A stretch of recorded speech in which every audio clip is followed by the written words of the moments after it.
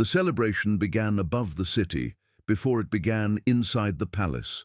From every balcony of the royal spires, silver lanterns rose into the violet evening like slow, obedient moons, each one carrying a tiny hologram of Queen Elyra's crest, 3 stars bound by a ring of blue fire. Below them, the capital of Vale Terran glittered beneath a transparent dome that held back the storms of the planet's upper atmosphere. Lightning crawled across the outside of the dome in golden veins, and every time it flashed, the palace walls answered with ripples of living light, as if the building itself were breathing with pride. Daniel Mercer stood near one of the side arches, holding a diagnostic tablet in one hand and a half-eaten crystal pastry in the other, trying very hard not to look like a man who had no idea whether he was supposed to bow, salute, smile, or run away. He had been invited to the royal celebration as a valued human technical specialist, which sounded impressive until he discovered it meant the ancient gravity stabilizer beneath the palace kept coughing like an old engine and making the banquet tables float at random. 3 hours earlier, a general's soup had risen gently from its bowl and attached itself to the ceiling. The general had stared at it with the expression of a man betrayed by both physics and dinner. Daniel had fixed most of the problem, mostly. One dessert tray still drifted past him every 12 minutes like a lost satellite.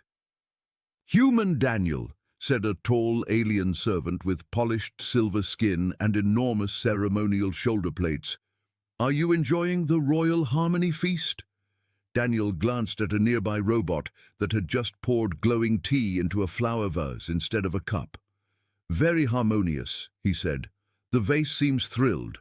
The servant looked at the vase, then at the robot, then quietly stepped away, as if he had never asked the question. Across the grand hall, Queen Elyra stood beneath a canopy of suspended stars. She looked almost human at first glance, with pale, luminous skin, long golden hair braided with small blue gems, and calm grey eyes that seemed to notice every movement in the room. But her long ears, elegant and slightly curved, marked her as royal blood of Vale Terran. She wore no heavy crown tonight, only a thin circlet of black metal that hovered a finger's width above her head, rotating slowly with tiny constellations inside it. Beside her, Princess Lynera was supposed to be standing still. She was not. The child was 7 years old, small, bright-eyed, and dressed in a blue ceremonial gown that kept trying to adjust itself to royal posture, while she kept trying to escape it. Her ears were long like her mother's, though one bent slightly whenever she frowned.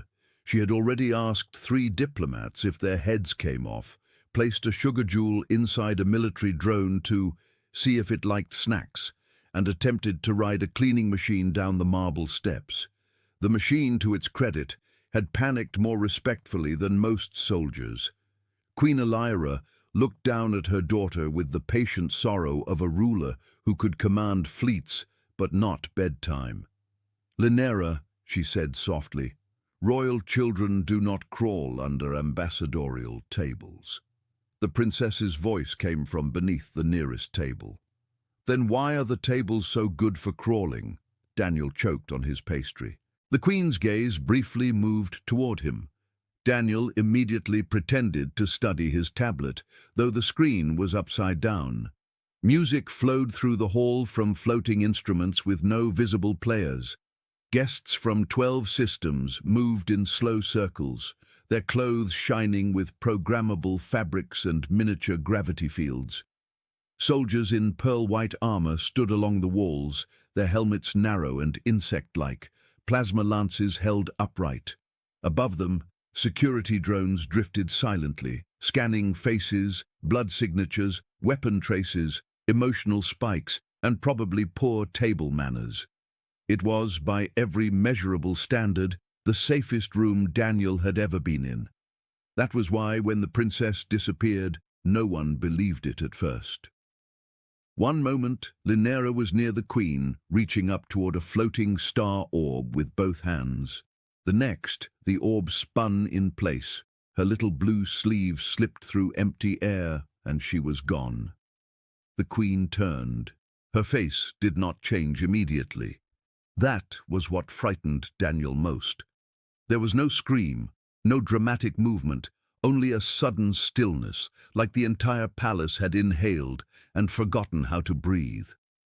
"Lynera," she said. The music continued for 3 more seconds before every instrument shut off at once. A captain stepped forward, his armor lighting red along the edges. "Seal the hall!" The transparent doors dropped with a heavy, magnetic thud. The floor changed color, silver lines racing outward in geometric patterns as the palace security system awakened. Drones descended from the ceiling. Soldiers moved between guests. Somewhere near the fountain, a nervous ambassador raised all 6 of his hands and announced that none of them had kidnapped anyone. Daniel lowered his pastry. "Probably not the best time to ask where the restroom is," he muttered. The nearest soldier aimed a cold look at him. Daniel cleared his throat. "Holding it is also fine." Queen Elyra walked to the exact place where her daughter had stood. She knelt, touched the floor with 2 fingers, and a ring of blue light spread from her hand. Her circlet stopped rotating. The tiny constellations inside it vanished one by one. "Show me the last 30 seconds, she ordered. A hologram rose from the marble, the princess laughing, the orb spinning, the guests moving, the queen turning to answer an elder noble. Then the image flickered. For less than a heartbeat, a distortion passed through the air behind Lynera like heat above metal. After that, nothing. The child simply vanished from the recording. The captain's voice hardened. "Temporal masking," another soldier whispered. "Inside the palace?" "No device entered," said a palace AI through the walls, its voice calm and feminine. "No unauthorized portal opened, no biological threat detected, no hostile breach detected, no royal exit detected." Daniel looked up. "That's a lot of no for one missing child." The AI paused. Human observation. Accurate. He wished the palace had sounded less approving. The search began with terrifying speed.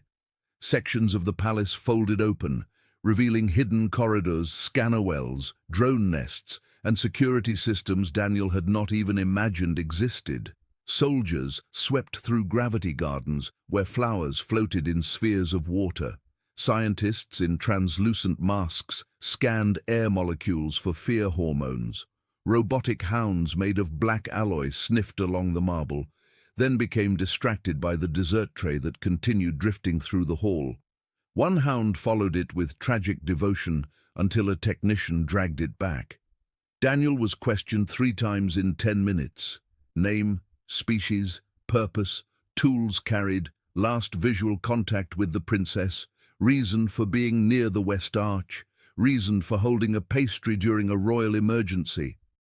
"For emotional support," Daniel answered before he could stop himself. The interrogating officer stared at him. Daniel lifted the pastry slightly. "It's doing its best." The officer wrote something down. Daniel hoped it was not human unstable. Hours seemed to pass inside minutes. The celebration dissolved into fear. Guests were escorted away under guard. The queen remained in the hall long after everyone begged her to rest. She stood alone beneath the dimmed artificial stars, listening to reports that gave her nothing. No ransom signal, no teleport residue, no broken lock, no child. Daniel watched her from a distance, feeling increasingly useless. He had repaired engines on mining moons, patched oxygen pumps during meteor storms, and once rewired a cargo ship while its pilot screamed in 7 languages. But none of that helped him understand how a little girl could vanish from the most protected palace in the empire. Then he noticed the floating dessert tray again. It drifted past the West Arch, bumped lightly against a wall, rotated, and continued toward a narrow service passage Daniel had not seen before. The passage was hidden behind a curtain of living vines, each leaf glowing faintly green. A cleaning drone hovered there, repeatedly trying to enter and reversing as if confused. Daniel stepped closer. His tablet flickered. For a moment, the gravity readings bent toward the passage like iron filings near a magnet. "That's weird," he whispered. The cleaning drone turned toward him and released a miserable beep. "I agree," Daniel said. "Very professional opinion." He glanced back. The soldiers were focused on the main exits, the Queen on another report, the scientists on their useless scanners. Daniel knew he should call someone. He also knew that if he yelled, 15 armored people would storm the passage and possibly vaporize a broom closet. So he slipped through the vines. The service passage was dark, narrow, and strangely warm. Pipes ran along the ceiling, pulsing with blue energy. Somewhere deep within the walls, the palace gravity core hummed like a sleeping giant. Daniel followed the unstable readings on his tablet, passing storage alcoves, maintenance panels, and one small robot polishing the same spot on the floor with the grim determination of a soldier defending a nation. The farther he walked, the quieter the palace became.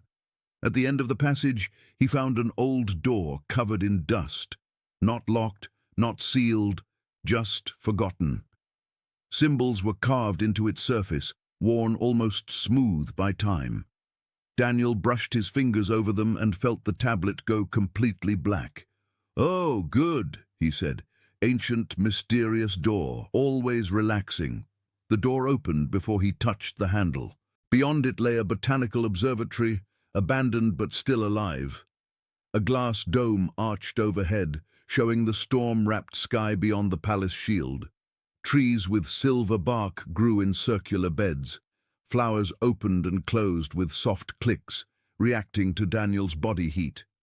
In the center of the room, beneath a tree whose leaves glowed like tiny stars, Princess Lynera slept curled on a stone bench. Daniel froze. The child was unharmed. Her small hands were tucked under her cheek. A blue ribbon had come loose from her hair. She looked less like the missing heir to a galactic empire and more like a tired child who had found the wrong place for a nap. Daniel exhaled so hard his knees nearly gave up. "Princess," he whispered. Lynera stirred. Her eyes opened halfway, unfocused and silver in the dim light. She looked at Daniel as if she had known him forever. "You came," she murmured. Daniel glanced behind him. "I did. Yes, apparently." She reached toward him, He hesitated only a second before stepping closer. The moment his hand touched hers, the room changed. The silver tree brightened. Lines of blue fire spread across the floor in ancient patterns. The air filled with a low harmonic tone that made Daniel's bones vibrate. His tablet came back to life, symbols racing across the screen, too fast to read. Lynera smiled sleepily. "Warm," she whispered. Then she climbed into his arms, rested her head against his chest, and fell asleep again. Daniel stood perfectly still. Outside the observatory, distant alarms began to scream. The old security systems had finally noticed something. Daniel looked down at the sleeping princess, then up at the glowing tree, then toward the door where heavy, armored footsteps thundered closer. "This," he whispered, "is going to be very difficult to explain." The first soldier entered the observatory as if he expected the trees to attack him personally. His plasma lance swept from left to right, its blue edge humming with enough power to cut through armored doors, ancient stone, and probably Daniel's remaining chance of having a normal evening. Behind him came 6 more soldiers, their pearl-white armor glowing red along the seams, helmets sealed, weapons raised. The old observatory, which had been peacefully glowing a moment ago, now looked like the center of a very expensive mistake. Daniel did the only thing a sensible man could do while holding the missing royal princess in his arms. He lifted one finger to his lips. "Shh," he whispered. "She just fell asleep." 7 weapons aimed directly at his chest. The nearest soldier froze, confused by the sheer stupidity of the request. "Put the princess down." "I would love to," Daniel whispered, but she has made a strong counter-argument by grabbing my shirt like a hydraulic clamp. Princess Lynera, still asleep, tightened her small fingers in Daniel's collar. The fabric made a tiny tearing sound. The soldier took a step forward. The princess frowned in her sleep. Every light in the observatory dimmed. The soldiers stopped. Daniel looked around slowly. I'm not an expert in royal children, but I think she voted no. Another squad rushed in from the side passage. One of them slipped on a patch of spilled nutrient gel left by a maintenance pipe and spun in a full circle before crashing backward into a crystal planter. His armor absorbed the impact, but his dignity did not.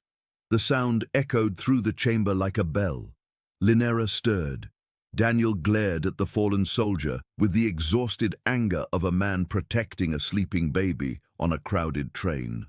The soldier, still lying in the planter, whispered, "Apologies."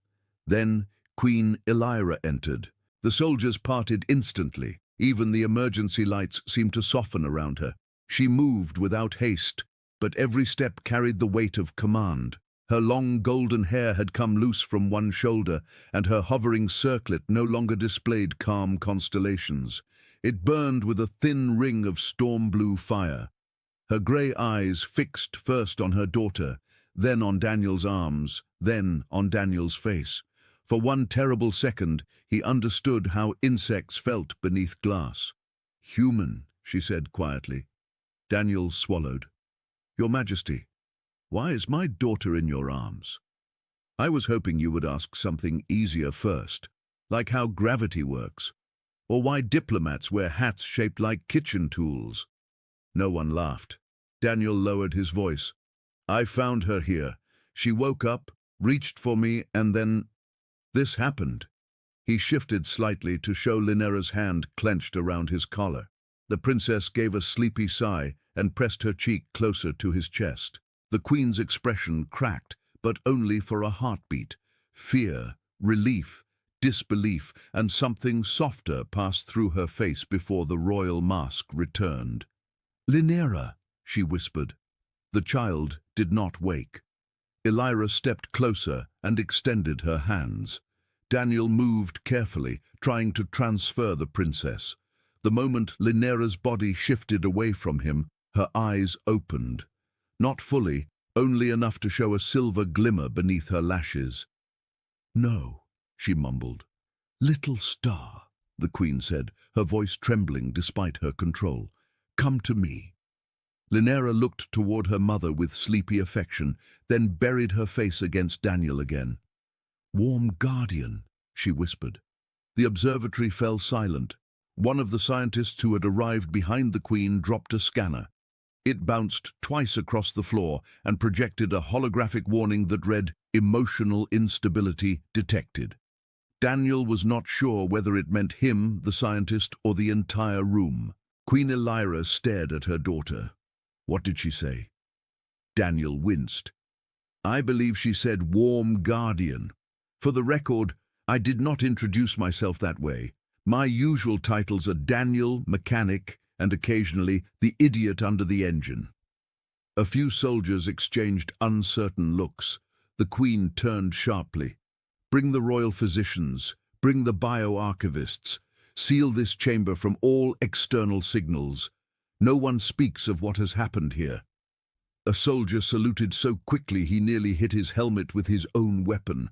Within minutes, the abandoned observatory became a temporary medical laboratory. Transparent scanning rings unfolded from portable machines.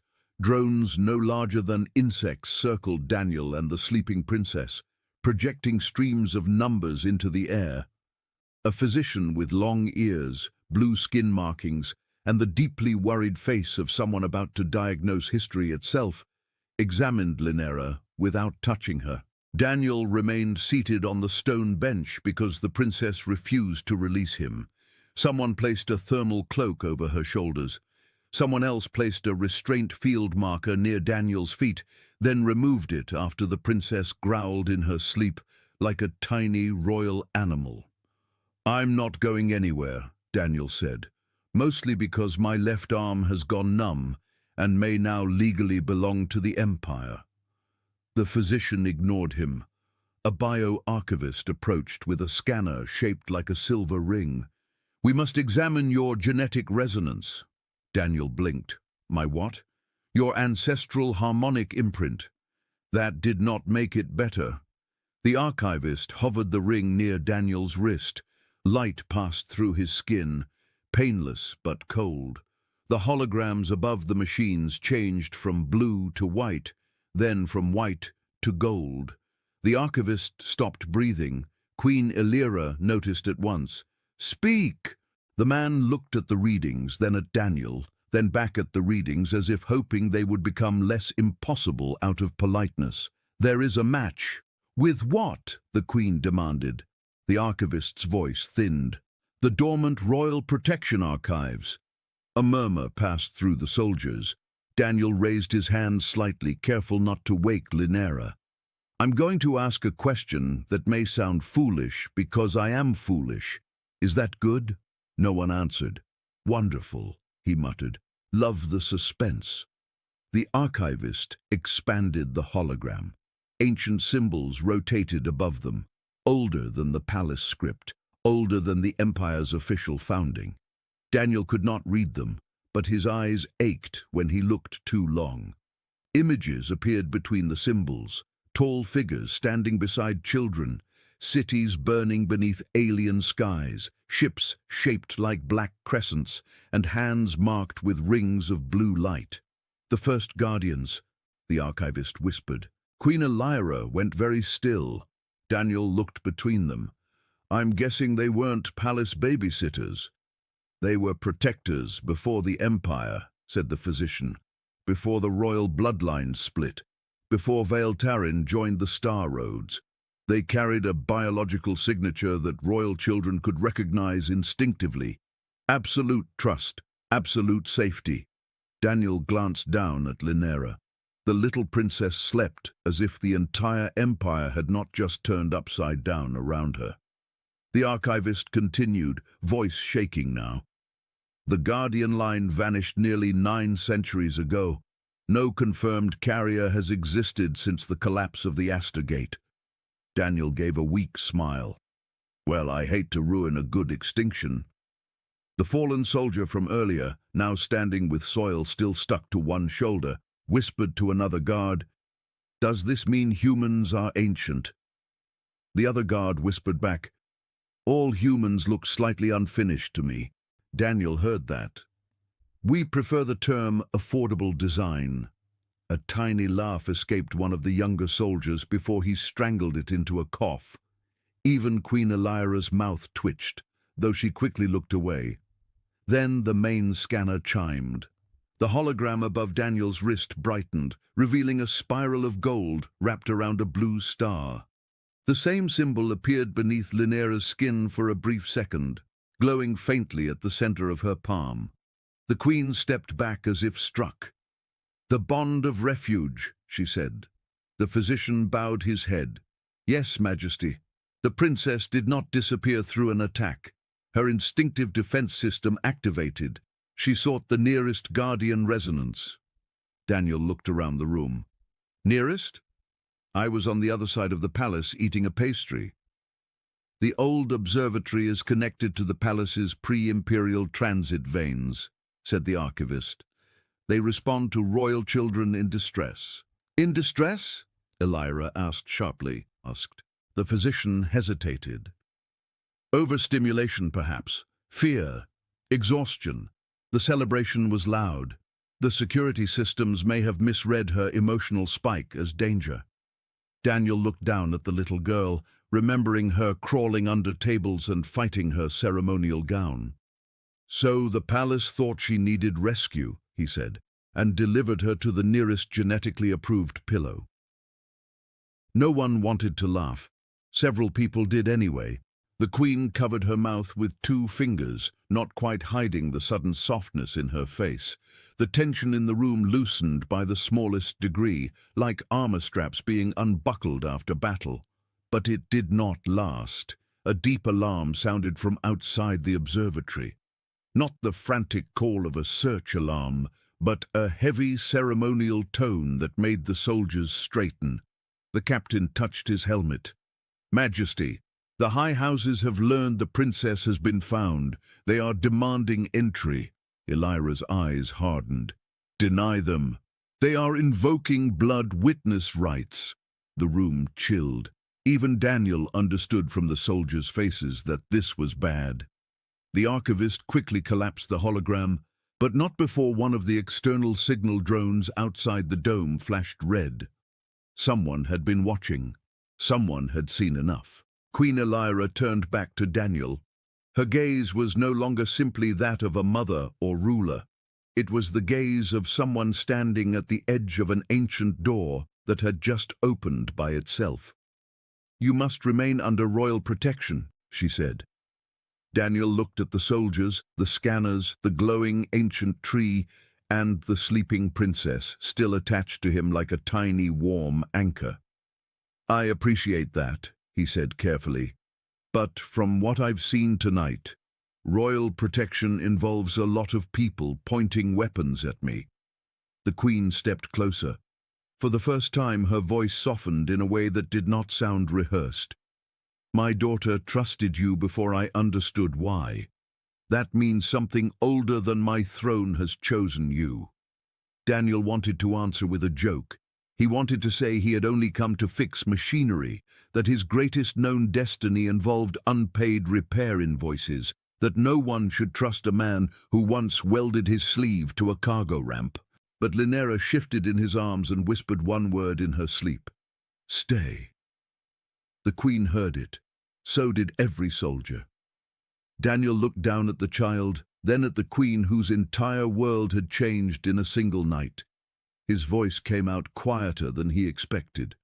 "All right," he said, "but someone should bring a chair with back support.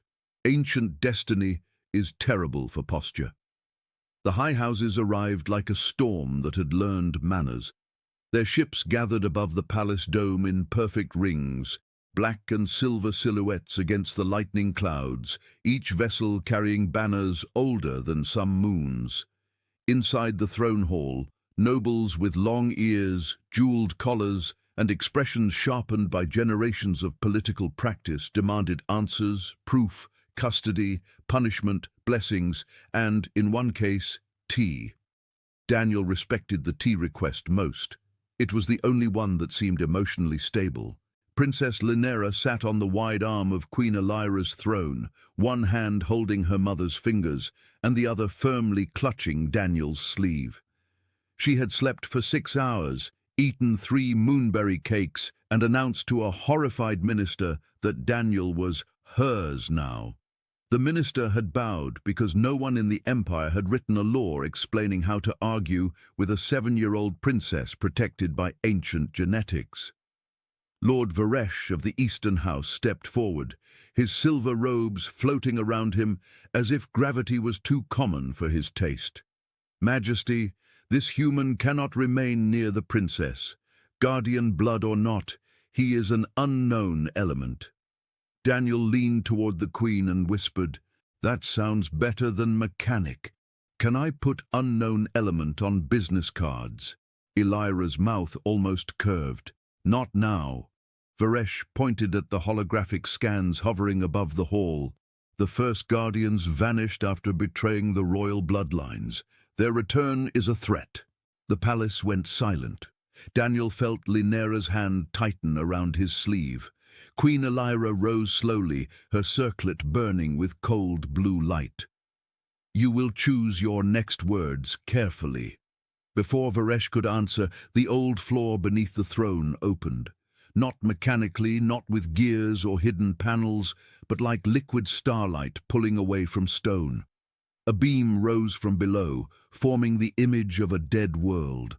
Broken towers beneath red skies, a black crescent ship burning in orbit, children hidden inside crystal chambers. The ancient observatory had awakened fully at last, and with it came the truth no royal archive had dared preserve. The first Guardians had not betrayed the Empire, they had saved it. Their bloodline had carried royal children through the collapse of the Aster Gate, when enemy machines known as the Null Choir came to erase every living heir. The guardians stayed behind, sealing the gate from the inside. To hide the surviving children, the early high houses had rewritten history, turning saviors into warnings. The lie had become tradition. Tradition had become law. Law had become a cage. Varesh's face lost its color. Daniel looked at him. "That is awkward for your speech." A few soldiers coughed suspiciously. Then the palace alarms screamed again. Above the dome, one of the noble ships split open like an infected shell.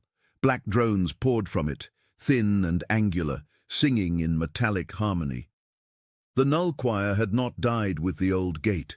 It had been sleeping inside corrupted noble technology, waiting for the guardian resonance to reappear.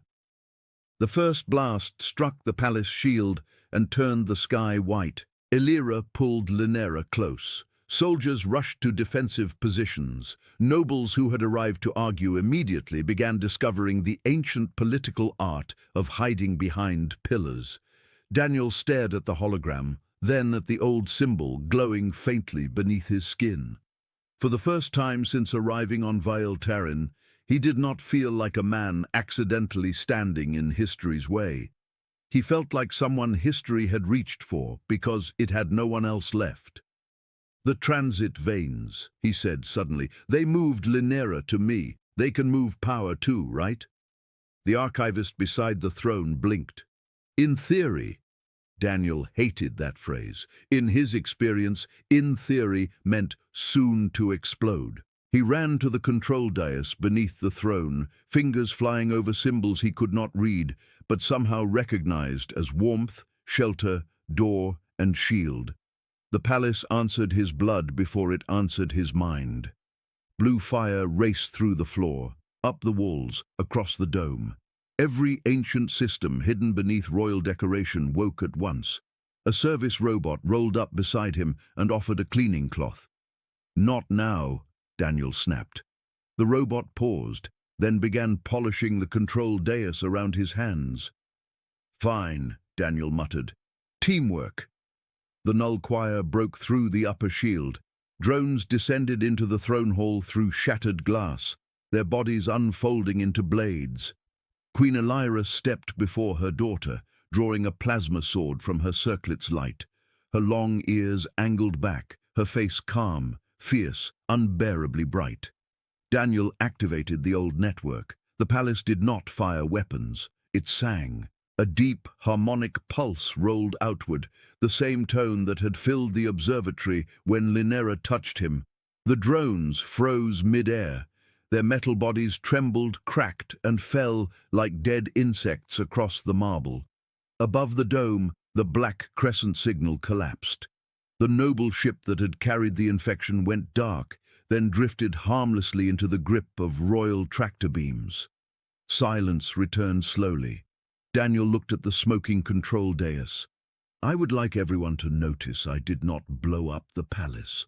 Lynera shouted, "Daniel saved us!" A battered soldier raised his lance. "The Guardian saved us!" Daniel pointed at him.